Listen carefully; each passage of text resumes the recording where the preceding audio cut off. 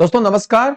लीजिए मैं फिर आ चुका हूं आपके पास साइंस की धमाकेदार कक्षा के साथ। तो दोस्तों आज मैं आप लोगों के लिए लेकर आ रहा हूं साइंस से जुड़े हुए 15 क्वेश्चंस की श्रृंखला का पार्ट नंबर 27 प्रैक्टिस सेट 27 आज मैं आप लोगों को पढ़ाने वाला हूं।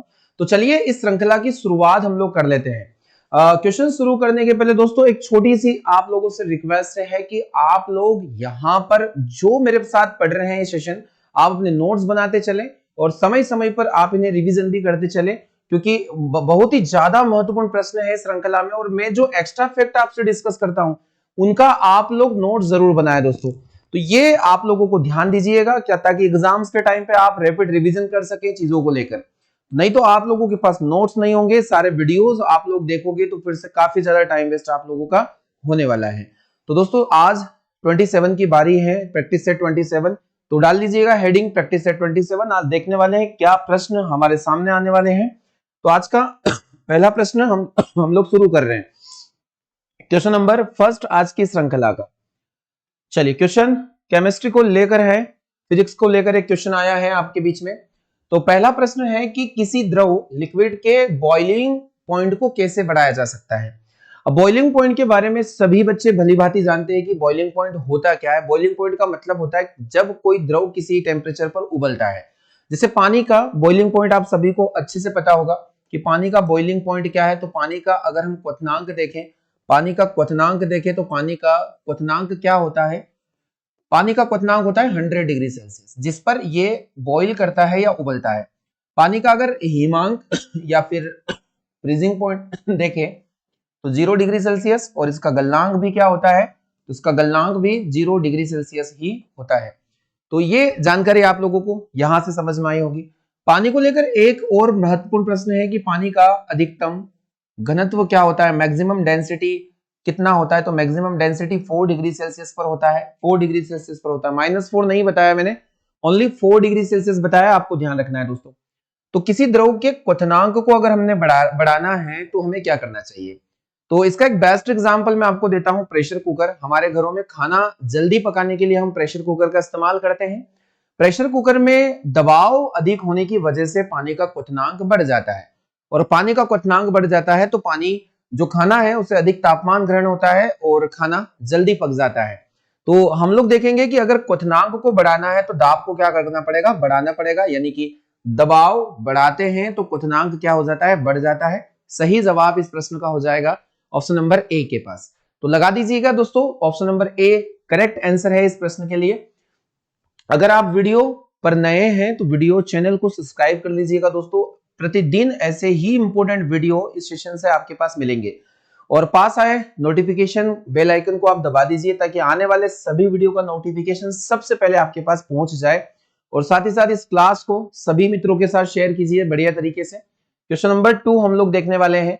विशिष्ट प्रतिरोध का मात्रक आपको बताना है। विशिष्ट प्रतिरोध का मात्रक क्या होने वाला है।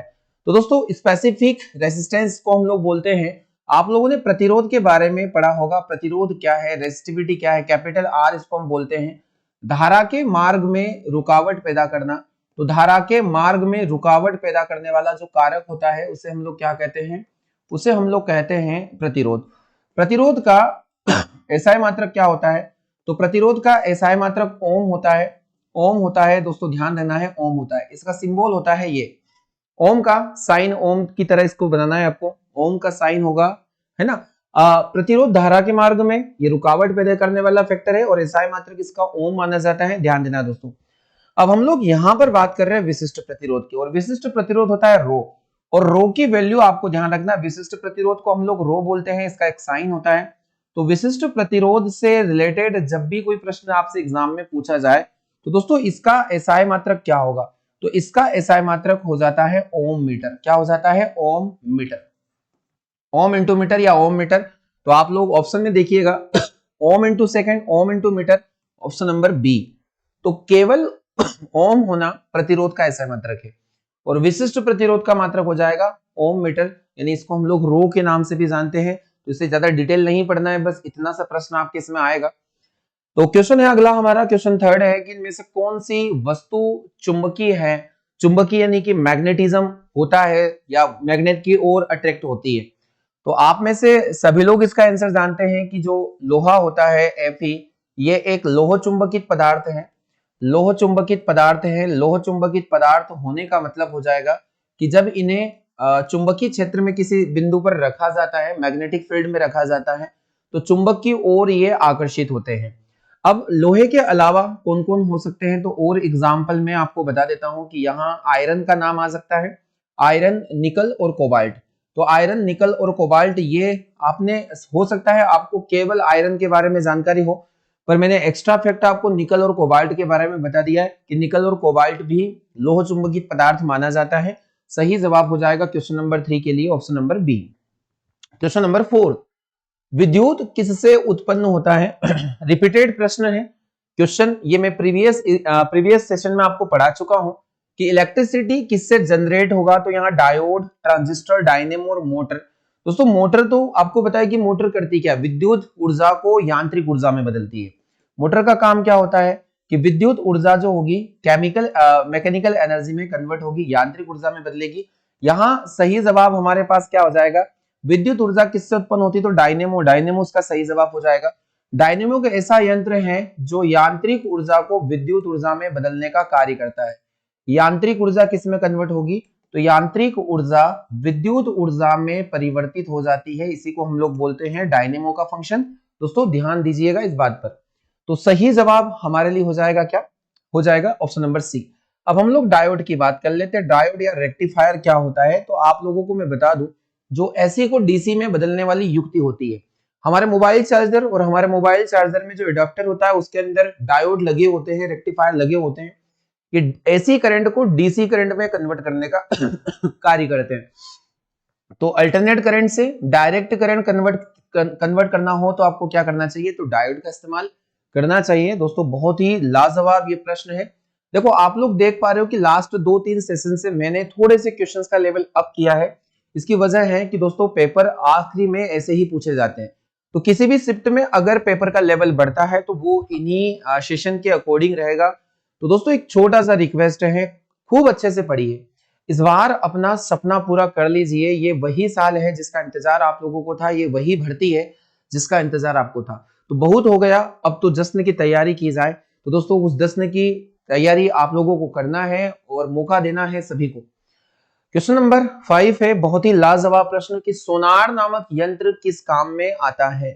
सोनार का उपयोग आप लोगों ने देखा होगा, अगर आपने थ्योरी पढ़ा है, ध्वनि को पढ़ा है फिजिक्स में, तो सोनार आप लोगों ने जरूर पढ़ा होगा।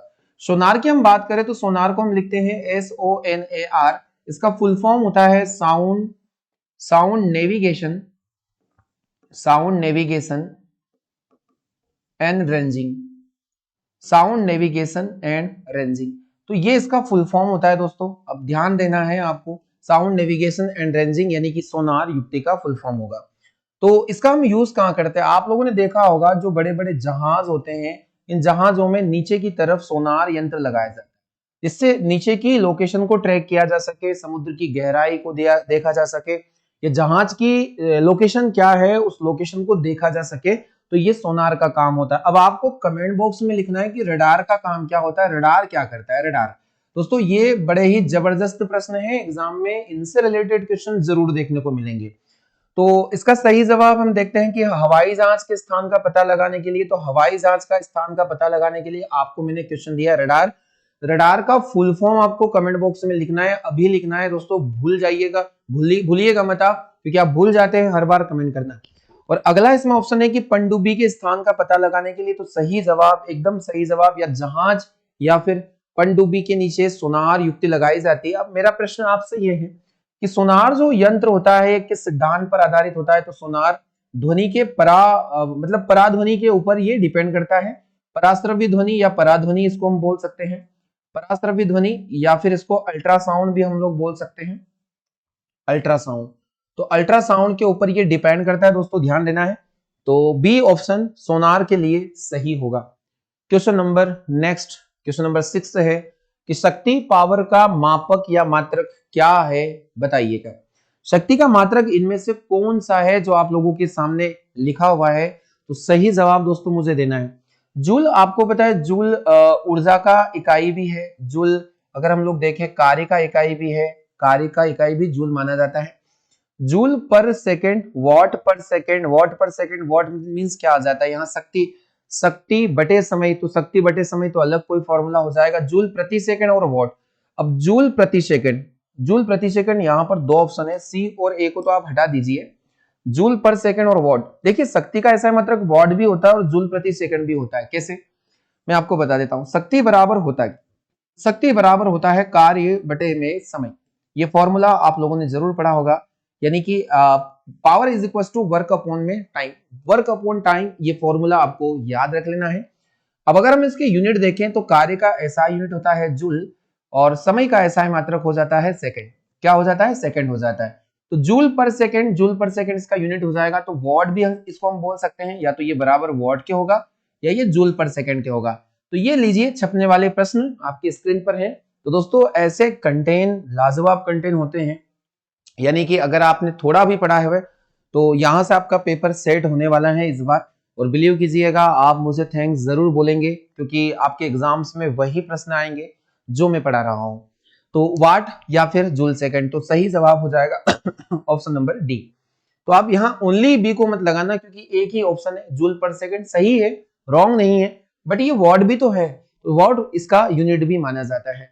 तो क्वेश्चन नंबर 7, क्षण चुंबक के मध्य में चुंबकत्व कितना होता है बताना है। अब ये सर क्षण चुंबक क्या होता है, जिसको हम लोग बार मैग्नेट बोलते हैं। तो दोस्तों इस प्रकार का एक कृत्रिम चुंबक आपने देखा होगा, जिसके दो पोल होते हैं, एक तो एन और एस। एन को हम लोग बोलते हैं इसका नॉर्थ पोल, नॉर्थ पोल, और एस हो जाएगा इसका साउथ पोल, साउथ पोल। अब यहाँ पर हम देखेंगे ये दोनों पोल है, और इन दोनों पोल पर जो चुंबकत्व होता है वो अधिकतम होता है, आप लोगों को ध्यान देना है। तो अब मैं बात करूंगा कि दोनों ध्रुवों पर चुंबकत्व कैसा, दोनों ध्रुवों पर या दोनों पोल्स पर जो चुंबकत्व होगा वो अधिकतम होता है, ये बात आपको समझना है। सेकेंड थिंग, चुंबक के बिल्कुल बीचों बीच में अगर हम लोग चुंबकत्व की बात करें तो ये शून्य होगा। चुंबक के बिल्कुल बीचों बीच में चुंबकत्व या मैग्नेटिज्म का वैल्यू शून्य होता है और दोनों पोल्स पर हाईएस्ट होता है। आपने ये भी पता है कि अगर हम दो समान पोल्स को, यानी कि दो एन के सामने एस को लाएंगे तो ये क्या करेगा, रिपेल करेगा, यानी दो समान ध्रुवों में प्रतिकर्षण बल होगा और दो विपरीत ध्रुवों में आकर्षण बल होगा। दोस्तों ये बात आपको पहले से ही पता है, तो आपको समझ में यहां से आ गया है कि मध्य में चुंबकत्व का वैल्यू शून्य के बराबर होगा, ऑप्शन नंबर बी। और अधिकतम कहां होगा, तो अधिकतम दोनों ध्रुवों पर होगा और समान होगा, यहाँ एन पर और एस पर, आपको समझते रहना है। क्वेश्चन 8, जी का मान अधिकतम कहां होता है, इनमें से आपको बता देना है कि जो जी है acceleration due to gravity, acceleration due to gravity, या फिर इसे हम लोग कहते हैं गुरुत्वीय त्वरण, गुरुत्वीय त्वरण आपको लिखना है एक्सेलरेशन ड्यू टू ग्रेविटी, गुरुत्वीय त्वरण। अब दोस्तों इसका मान अधिकतम कहां होता है, इसे हम स्मॉल जी से इंडिकेट करते हैं। अब मैं आपको बता दूं हमारी अर्थ पर जी का मान कितना होता है, तो जी का मान होता है 9.8 मीटर पर सेकंड स्क्वायर। ये अपनी कॉपी में लिख दीजिए कि 9.8 मीटर पर सेकंड स्क्वायर जी का मान होता है, स्मॉल जी का मान होता है हमारी अर्थ पर। अब आपको मैं बता दूं कि हमारी अर्थ है मान लीजिए, और हमारी अर्थ पर एक लाइन ऑफ इक्वेटर है और ये दोनों पोल है, ये पोल है हमारे दोनों। तो ध्यान से समझना दोस्तों कि जी का मान दोनों पोल्स पर हाईएस्ट होता है। जिस प्रकार आपने एक मैग्नेट को पढ़ा कि एन पोल पर और एस पोल पर दोनों पर जो मैग्नेटिज्म है हाईएस्ट है, तो ऐसे ही हमारे अर्थ के भी दो पोल है जहां पर जी का मान सर्वाधिक होता है। और बीचों बीच में हमने देखा था मैग्नेटिज्म 0 है, तो वहां भी बीचों बीच में जो लाइन ऑफ इक्वेटर है, इस लाइन ऑफ इक्वेटर पर जो जी का मान हो जाएगा वो क्या हो जाएगा, 0 हो जाएगा, मतलब न्यूनतम हो जाएगा, आपको बताना है। तो दोस्तों अर्थ की सरफेस से ऊपर जाते और नीचे जाते तो भी जी का मान कम होता है, बताना है सतह पर सबसे अधिक। तो अधिकतम मान कहां पर होगा, दोनों ध्रुवों पर हो सकता है, तो ऑप्शन नंबर बिल्कुल बी सही जवाब हो जाएगा। दोनों पोल्स पर या ध्रुवों पर जी का मान हाईएस्ट मेजर किया जाता है। तो दोस्तों आप देखिए कि लाजवाब प्रश्न है और निःशुल्क ये कक्षा है ना, ऐसी कक्षाएं पैड दी जाती है दोस्तों, बट हमारा ये सिद्धांत है इस बार कि हमारा एक मिशन है कि इस बार इतने फौजी पार्थ संस्था से बने, कहीं ना कहीं हमारा अगर 5% भी रोल आपके सिलेक्शन में होता है तो मैं अपने आप को बड़ा सौभाग्यवान समझूंगा, सौभाग्यशाली समझूंगा, ताकि आपका सिलेक्शन यहाँ के कंटेंट की वजह से हुआ है। दोस्तों बी इसका सही जवाब हो जाएगा, क्वेश्चन नंबर 9। इनमें से कौन सा आवेश रहित है, जिसमें आवेश नहीं होता या न्यूट्रल होता है, तो जिनमें चार्ज, आवेश का एसआई मात्रक होता है दोस्तों कूलाम, क्या लिखना है, कूलाम, जिसे हम सी से इंडिकेट करते हैं, इसका एसआई यूनिट है आवेश का, ये एग्जाम में पूछा गया है। अब यहाँ पर आपने देखा है कि जो इलेक्ट्रॉन होता है नेगेटिव चार्ज होता है, प्रोटॉन होता है वो पॉजिटिव चार्ज होता है, और न्यूट्रॉन जो होता है ये उदासीन होता है यानी कि न्यूट्रल होता है। तो सही जवाब हमारे लिए हो जाएगा ऑप्शन नंबर सी। अब प्रीवियस सेशन में मैंने आपको पढ़ाया कि इलेक्ट्रॉन की खोज, इसकी खोज, प्रोटॉन की खोज और न्यूट्रॉन की खोज। साथ ही साथ मैंने आपसे डिस्कस ये भी किया था कि इलेक्ट्रॉन में कितना चार्ज होता है, -1.6 इंटू 10⁻⁻⁹ कूलम। फिर मैंने प्रोटॉन में प्लस लगाया था। मैंने इनके मास भी आपसे डिस्कस किए दोस्तों प्रीवियस सेशन में, तो आप अच्छे से पढ़ लीजिए क्योंकि मैं सारी चीजें आपसे डिस्कस कर चुका हूं यहाँ पर। तो क्वेश्चन नंबर 9 के लिए सी हो जाएगा। 10th क्वेश्चन हम लोग आज देखने वाले हैं। क्वेश्चन 10, मानव रक्त प्लाज्मा में प्रय पानी की प्रतिशत मात्रा कितनी होती है बताइएगा। देखिए हमारा जो ब्लड होता है वो दो टाइप में डिवाइड होता है दोस्तों, ध्यान से समझना। ब्लड का अगर हम क्लासिफिकेशन करें तो पहला भाग ब्लड का हो जाता है, इसका नाम है प्लाज्मा भाग, और यहाँ ब्लड कार्पल्स हो जाती है, रक्त कणिका हो जाती है। अब प्लाज्मा भाग जो होता है ना, ये येलो कलर का एक पार्ट माना जाता है, येलो कलर पार्ट माना जाता है, और इसका काम बहुत ही जबरदस्त है क्योंकि ये ट्रांसपोर्टेशन का काम करता है हमारे अंदर फूड मटेरियल को ट्रांसपोर्ट करने का काम कौन करेगा, प्लाज्मा भाग करेगा। अब इसके अंदर अगर इसका कंपोजिशन देखें तो 90% तक इसके अंदर 90% तक इसके अंदर वाटर होगा यानी कि जल की मात्रा होती है। अगर हम लोग देखें अप्रोक्सीमेट 7% के में, तो 7% में इसमें प्रोटीन होता है 0.9% इसमें सॉल्ट भी होता है, 0.9% के अप्रोक्स इसमें सॉल्ट भी माना जाएगा, सॉल्ट यानी कि कोई लवण। 0.12% के अप्रोक्स में ग्लूकोज का अमाउंट रहता है। तो दोस्तों ये सारा इसका कंपोजिशन है। अब मैंने प्लाज्मा में 90% वाटर है, इसके अलावा आपको कितने सारे नाम बताए हैं ये जरूरी है, यही इस क्लास की खास बात है दोस्तों। अगर ऐसा कंटेंट आपको किसी अदर प्लेटफॉर्म पर मिलता है दोस्तों तो देखिए आप, क्योंकि मैं एक चीज को कितना ज्यादा डिस्कस आपसे कर रहा हूं वहां से आपका नॉलेज बहुत ज्यादा बूस्ट होगा और आप ज्यादा से ज्यादा नॉलेजेबल बनेंगे और आपकी एग्जाम निकलेगी। तो यही मेरा मकसद है कि आप अच्छा पढ़े, सटीक पढ़े और कम समय में चीजों को टारगेट करें। तो 90% जल हमारे पास है, तो 90% के अप्रोक्स आप लगा दीजिएगा ऑप्शन नंबर डी। 91 से लेकर 92% प्लाज्मा में क्या पाया जाता है, पानी पाया जाता है। अब प्लाज्मा का मैंने भाग भी बता दिया। एक चीज और आपको ध्यान रखना है प्लाज्मा से, कि प्लाज्मा भाग ब्लड का 55% पोर्शन कवर करता है, 55%। वही अगर ब्लड कार्पल्स की बात करें तो 40% और ब्लड कार्पल्स में 45%। और ब्लड कार्पल्स में क्या क्या आ जाते हैं, तो ब्लड कार्पल्स में आरबीसी आ जाते हैं, ब्लड कार्पल्स में डब्ल्यूबीसी आ जाते हैं, और ब्लड कार्पल्स में प्लेटलेट्स आ जाते हैं। क्या आ जाते हैं, प्लेटलेट्स आ जाते हैं। तो दोस्तों ये तीन नाम जो काफी पॉपुलर है, एग्जाम में आते हैं, इनके जीवन काल, इनका निर्माण वगैरह कहाँ होता है, तो ब्लड को अच्छे से पढ़ के जाइएगा, ब्लड एग्जाम में पूछा जा सकता है आपसे। रिएक्टर स्केल किसके मापने में काम आता है बताइएगा। तो अगर हम लोग देखें तो दो नाम हमें यहाँ पर पढ़ना है, एक होता है सिस्मोग्राफ से रिलेटेड, और एक होता है रिएक्टर स्केल या रिक्टर स्केल। तो इन दोनों से हम लोग देखने वाले हैं किससे क्या मेजर किया जाता है। दोस्तों अगर हम लोग सिस्मोग्राफ की बात करें तो इससे पता लगता है, भूकंप का पता लगता है। तो भूकंप का पता किससे लगाया जाता है, तो भूकंप का पता सिस्मोग्राफ से। वही अगर रिएक्टर स्केल की बात करें तो भूकंप की तीव्रता को मापने का एक यंत्र है, कि भूकंप की तीव्रता, जो अर्थक्वेक आता है उसकी तीव्रता को मापा जाता है किससे, रिएक्टर स्केल से। तो दोस्तों मोस्ट इंपोर्टेंट क्वेश्चन, भूकंप की तीव्रता यानी कि ऑप्शन नंबर बी। अब बताइए मुझे कि वायु की गति किससे मापी जाती है, तो वायु की गति लिख दीजिएगा, अनीमोमीटर से वायु की गति मापी जाती है। यहां लिखिए शरीर का तापमान किससे मापा जाता है, तो थर्मामीटर से शरीर का तापमान माना जाता है, थर्मामीटर से शरीर का तापमान मापा जाता है। वही आपसे मैं पूछ सकता हूं कि यहाँ सागर की गहराई किससे मापी जाती है, तो फेदोमीटर नाम का एक इंस्ट्रूमेंट होता है, फेदोमीटर। इस फेदोमीटर से सागर की गहराई को भी मापा जाता है। तो इतनी जानकारी आपको एक प्रश्न में समझ में आई। मैं एक प्रश्न नहीं दोस्तों बल्कि उसके अंदर आपको मैं कम से कम 7 से 8 ऐसे प्रश्न कवर करवा रहा हूं जो एग्जाम में आएंगे। आपको शायद आप थोड़ा सा भी अगर समझ रखते हैं तो आप समझ गए होंगे कि यहाँ की क्लासेस कितना जरूरी है आप लोगों के लिए। जरूर थ्योरी पढ़ने से आपका सिलेक्शन नहीं हो सकता दोस्तों, मैं बार बार बोल रहा हूं, आपको ऐसे क्वेश्चन लगवाने पड़ेंगे। सही जवाब बी वाला हो जाएगा। चलिए क्वेश्चन है, ध्वनि तरंगों को विद्युत तरंगों में परिवर्तित करने वाले को हम क्या कहते हैं, मतलब ध्वनि को विद्युत में बदलना। देखिए ध्यान रखना है, विद्युत को अगर ध्वनि में बदले तो लाउड स्पीकर। अगर लाउड स्पीकर आपसे पूछा जाए तो लाउड स्पीकर एक ऐसा इंस्ट्रूमेंट है जो विद्युत ऊर्जा से क्या बनाता है? ध्वनि ऊर्जा। विद्युत ऊर्जा से ये क्या बनाता है? ध्वनि ऊर्जा। ये आपको समझ आना चाहिए। अगर हम लोग माइक्रोस्कोप है तो इससे हम सूक्ष्म वस्तु का बड़ा प्रतिबिंब देखेंगे। जो सूक्ष्म वस्तु है वो बड़ी देखी जाती है, सूक्ष्म वस्तु का बड़ा इमेज या बड़ा प्रतिबिंब, ये इससे देखा जाता है। आगे हम देखते हैं माइक्रोफोन। तो माइक्रोफोन दोस्तों यही है कि ध्वनि को किस में बदला जाता है? ध्वनि को बदला जाता है विद्युत में। और हमने लाउड स्पीकर याद रखिएगा, विद्युत को ध्वनि में बदला है, तो ध्वनि यहां पर विद्युत में कन्वर्ट हो जाती है। सही जवाब ऑप्शन नंबर बी हो जाएगा, माइक्रोफोन। और माइक्रोटोन क्या होता है? तो माइक्रोटोन चीजों को सूक्ष्म तरीके से काटना, है ना, ध्यान दीजिएगा। 13 क्वेश्चन, ताप बढ़ने से ध्वनि का वेग क्या होता है? तो ध्वनि के वेग, ध्वनि के प्रभाव आपको आना चाहिए कि अगर आप तापमान बढ़ाते हैं, तापमान को इंक्रीज करते हैं, तो ध्वनि का जो वेग होगा, ध्वनि की जो चाल होगी, ये भी बढ़ेगी।